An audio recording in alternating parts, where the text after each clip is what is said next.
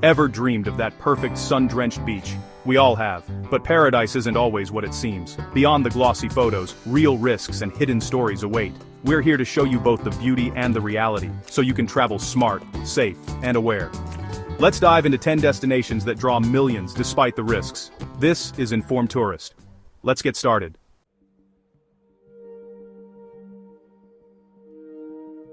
Acapulco. Just say the name.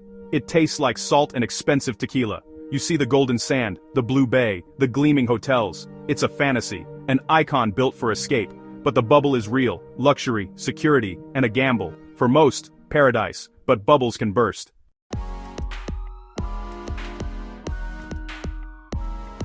Step outside Acapulco's resort walls, and the reality is stark. Glittering hotels border neighborhoods controlled by cartels. Tourists easily spotted, risk armed robbery or worse. Police are outgunned, and the line between safety and danger shifts constantly. Yet, the allure of sun and sand keeps visitors coming, hoping their rules will keep them safe.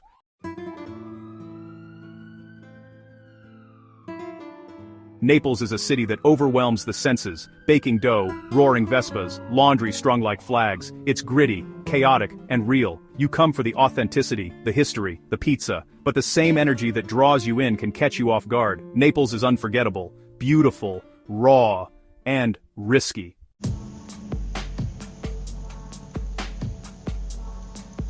In Naples, pickpocketing isn't just a crime, it's an art, passed down through generations. Teams work the crowds at stations and piazzas, masters of distraction and sleight of hand. You're the unwitting star in their perfectly choreographed dance. By the time you notice, your valuables, and the professionals, are long gone.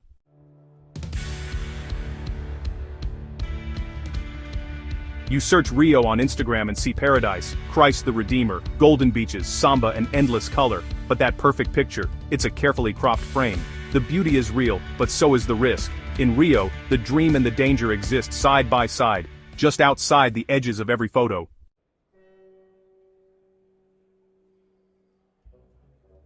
In Rio, danger isn't hiding in the shadows, it's right there in the sun, on the world's most iconic beaches, in the middle of the crowd. Thieves blend in, working in groups, using distraction and speed. You won't notice until it's too late. Even in daylight, chaos can erupt in seconds. In Rio, daylight is no defense.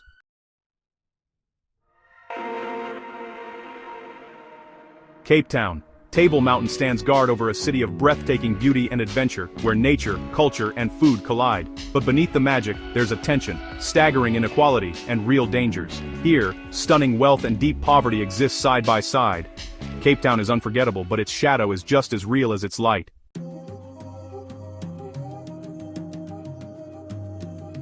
Cape Town is breathtaking, but danger is always close. Muggings on Table Mountain, carjackings, and unsafe nights are real risks. Millions visit safely, but for the unlucky, the consequences are severe. You enjoy the beauty, but always with caution. Paradise here comes with a warning.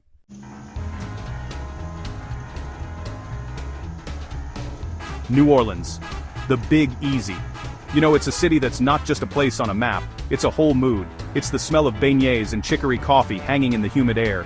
It's the sound of a lone saxophone wailing a bluesy tune down a gaslit street in the French Quarter. It's the chaotic, joyful, slightly debaucherous energy of Bourbon Street, where the party literally spills out of the bars and onto the pavement. The city has this magnetic pull, a promise of authenticity, of soul. It feels old, it feels real.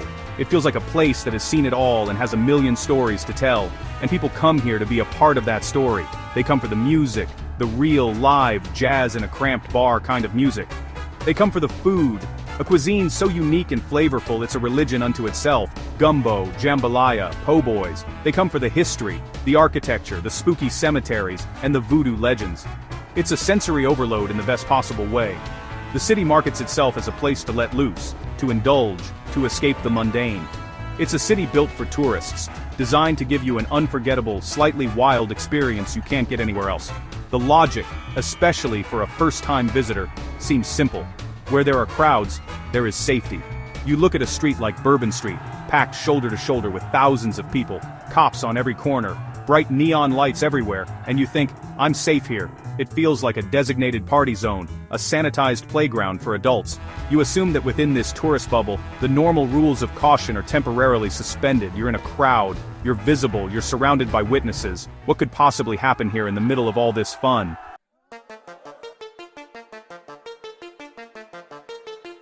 So, let's break down how this actually works. You're on Bourbon Street, you've had a few of those famously strong hurricane cocktails, your awareness is a little dulled, you're laughing with your friends. That's when the professional pickpocket strikes. In a crowd that dense, a little bump is unavoidable and easily dismissed. You won't even feel the hand that expertly slips into your pocket or your purse and relieves you of your wallet or your brand new iPhone. By the time you realize it's gone, 10 or 15 minutes later, the thief has vanished into the sea of people, long gone. The crime isn't just limited to pickpocketing either. It escalates, especially as you move just a block or two away from the main drag. The French Quarter's a grid, and the character of the streets changes dramatically and suddenly. You can be on a loud, brightly lit street one moment, and then you make one wrong turn and you're on a quiet, dark residential street, with very few people. These are the places where the muggings happen. Robbers will often watch the crowds on Bourbon Street, identify a target who looks intoxicated or lost, and then follow them until they wander off into one of these quieter, darker areas. So you have this ecosystem where the tourist-heavy areas act as a sort of hunting ground. The predators hang around the edges, waiting for one of the herd to get separated. And it's not just random street crime. There are countless scams, from the guys who bet you they can tell you where you got your shoes. The answer is always, on your feet, on Bourbon Street, and then aggressively demand payment, to more elaborate cons, designed to part you from your money. The entire atmosphere of fun and revelry is used as a tool to lower your inhibitions and make you an easier victim. The challenge, then, is to enjoy the undeniable magic of New Orleans without falling into the traps that are laid everywhere. It's about understanding that the party has a perimeter, and that the vibe of the Big Easy can make you careless. The city's vibrant culture is absolutely real and worth experiencing, but it coexists with a harsh reality. The very places that are most popular with tourists are the places where crime spikes, because that's where the money is. That crowd isn't protecting you, it's just making you one of many potential targets. Safety isn't in the crowd, it's in your own awareness.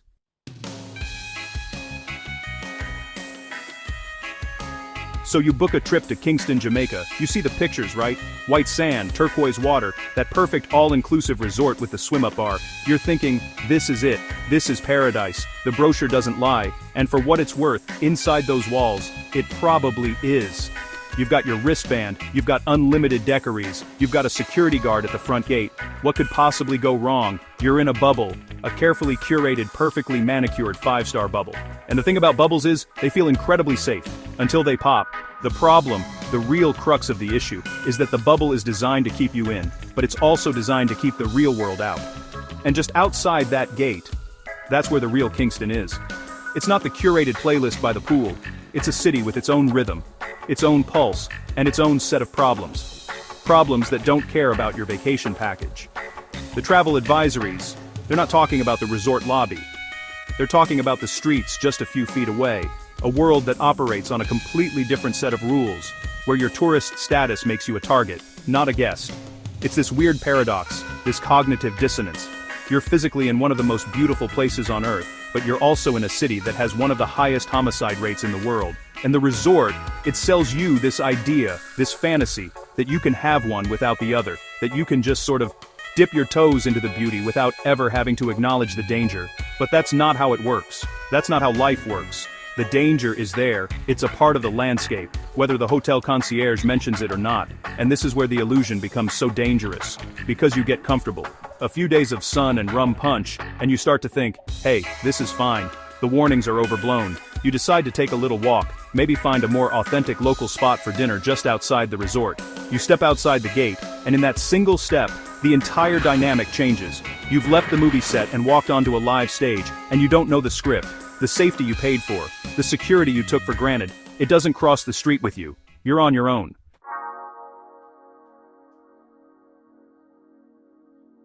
Let's be clear, the danger in Kingston isn't some abstract concept. It's not a monster hiding in the closet. It's real, and it's statistically significant. We're talking about armed robberies. We're talking about assaults. We're talking about violent crime that often targets people who look like they don't belong, people who look like tourists. And your rental car, your nice watch, your brand new iPhone, they don't make you look like you belong. They make you look like a walking ATM. A flashing neon sign that says, "I have valuables, and I don't know my way around here." It's a story I've seen play out in so many places. The desire for authenticity is a powerful drug for travelers. We don't want the sanitized version, we want the real experience. But sometimes the real experience includes things that you really don't want to experience. In Kingston, venturing into certain neighborhoods, especially at night, isn't adventurous. It's just a bad decision.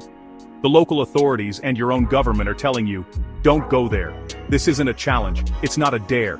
It's a genuine warning based on very real, very tragic events that happen to people just like you. Think about the mindset. You're on vacation, your guard is down. That's the whole point of a vacation, right? To relax, to de-stress, to not have to worry about the things you worry about back home. But in a place like this, letting your guard down is the single biggest mistake you can make. The people who make a living from opportunistic crime, they are professionals, they are working. They can spot a tourist from 100 yards away. They know the body language. They know the hesitation. They know the look of someone who is just a little bit lost. So the paradise you paid for, it has a very distinct and very real boundary. It's the wall of the resort. And that's a hard pill to swallow. It feels limiting. It feels inauthentic. It feels like you're not really experiencing Jamaica. But the alternative, the risk you take by ignoring that boundary, can cost you so much more than your sense of adventure. It can cost you your wallet, your passport, your safety. The question you have to ask yourself is that picture for Instagram, that story about the real Kingston, worth that gamble? For most people, the answer should be a hard no. Tijuana. It's right there. Just a walk across the border from San Diego. For decades, it's been a magnet for cheap tacos, beer, and now, affordable medical care. The savings are huge. Root canals for a fraction of US prices. But don't let proximity fool you. Tijuana is one of the world's most violent cities. The risks are real. Think twice before crossing for a bargain.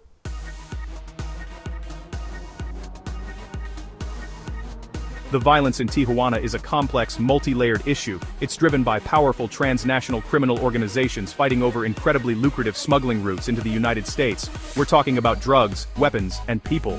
These are billion-dollar enterprises, and the violence is a part of their business model. And while they aren't typically targeting American tourists for assassination, being in the wrong place at the wrong time is a terrifyingly real possibility. A shootout doesn't pause to let the tourists cross the street. You are a civilian in a conflict zone. But beyond the headline-grabbing cartel violence, there's the other side of the coin. The opportunistic crime that thrives in the shadow of the larger chaos. Kidnappings, carjackings, armed robberies. These are crimes where tourists and visitors are the prime targets. You're seen as wealthy, you're unfamiliar with your surroundings, and you're unlikely to be able to effectively navigate the local law enforcement system. You are, in a word, a perfect victim. The very reason you're there, to save money, is predicated on a disparity of wealth that also makes you a target for those looking for a shortcut.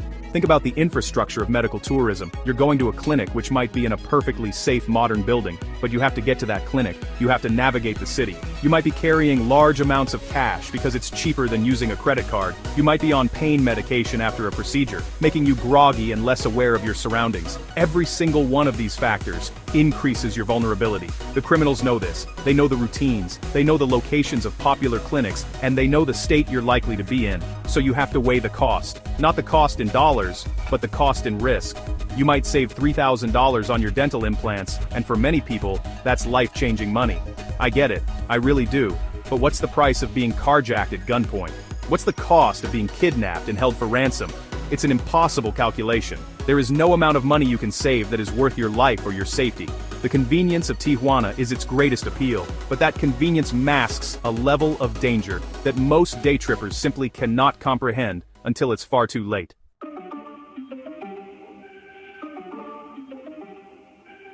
Phnom Penh, Cambodia. For backpackers, it's legendary. A city of cheap hostels, vibrant nightlife, and endless adventure. You arrive with a backpack and a few $100s, and feel like you can stay for months. Eat amazing food, see history, party all night. Life here feels like a hack, but in this paradise, scams are everywhere. The city is built for travelers, and for those looking to take advantage. Stay sharp. The friendly face offering a deal might be the one who ruins your afternoon.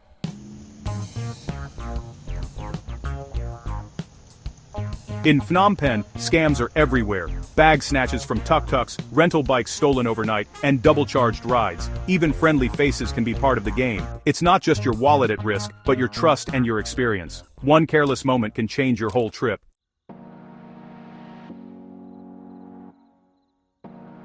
San Pedro Sula, Honduras, once called the murder capital of the world. Most travelers don't come here for the sights, they're just passing through, headed for paradise like Roatan. But danger isn't something you can outrun, it's not just a statistic or a neighborhood.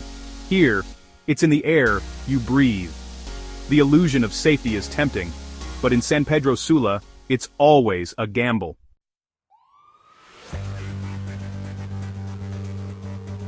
You land at Ramon Villeda Morales International Airport, feeling confident, blending in with the crowd. You think you're invisible, just another traveler in transit, but here's the truth, you stand out. Locals spot you instantly, rushing for convenience, skipping safety steps. You open yourself to risk. In San Pedro Sula, every shortcut is an invitation. Don't let the illusion of invisibility become your biggest mistake.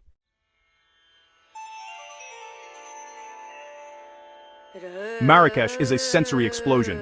Vibrant colors, winding alleys, the smell of spices, and the sound of 1,000 conversations. The city's charm is its greatest weapon. Locals greet you warmly.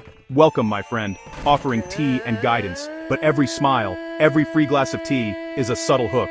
In Marrakesh, the real danger is getting lost in the charm offensive.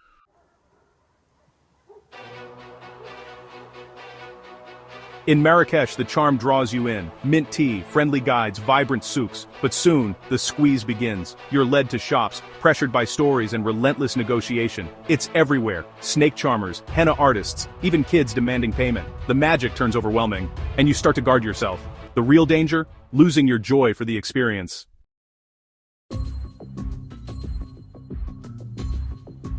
We've traveled the world from Acapulco to Marrakesh and seen that the most popular destinations can be the most dangerous. Here's the one simple rule. Never assume popularity means safety. Crowds attract risk. Stay aware, even in the busiest places. Thanks for watching Informed Tourist. Like and subscribe for more.